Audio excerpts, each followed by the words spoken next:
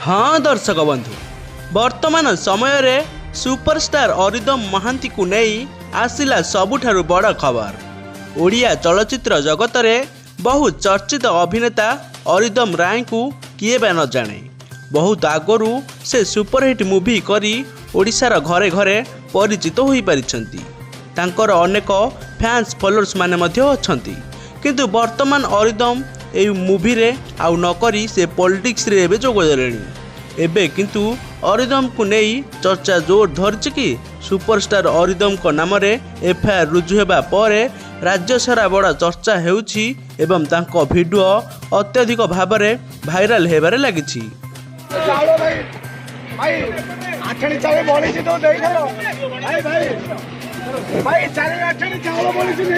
घटना को केंद्र करी सोशल मीडिया रे तीव्र प्रतिक्रिया देखाइछंती अरिदम राय। थरे देखि नियंतु किपरि भाव में अरिदम राय व्यवहार करिछंती।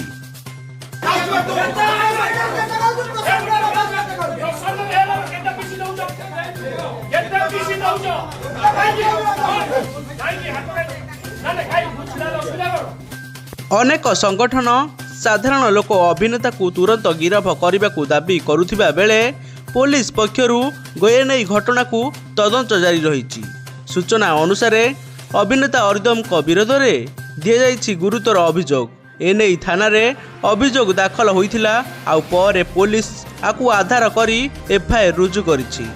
एहा परे मामला राजनैतिक और सामाजिक महल रे चर्चार विषय पलटिछि। किछि समाजसेवी संगठन कहते जे आईन समस्तक पई समान होइथिबारु अरिदम मध्य थानार द्वारस्थ होइछंती। घटना को नहीं राजनीति सह विभिन्न स्थान रे विवादर स्वर उठिछि।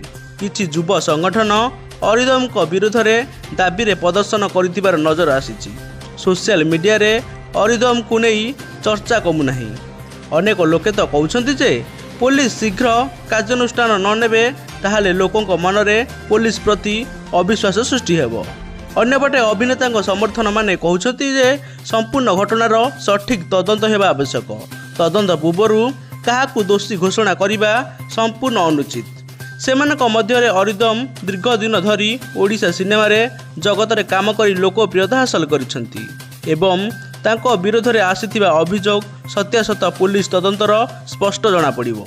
ए पर्यंत पुलिस पक्षरु मामलार तदंत जारी रहिथिबा बेले सूचना मिलिछि। तदंत पई किछि लोकंक बयान रेकर्ड मध्य कर जाइथिबा बेले आवश्यक पड़िले अभिनेता को पचरा उचरा करा जियो बोली सूचना मिलिछि। एही घटना आगामी दिन में आहुरी नुआ मोड़ नहीं पारे बोली वर्तमान जहाँ चर्चा हेउछि।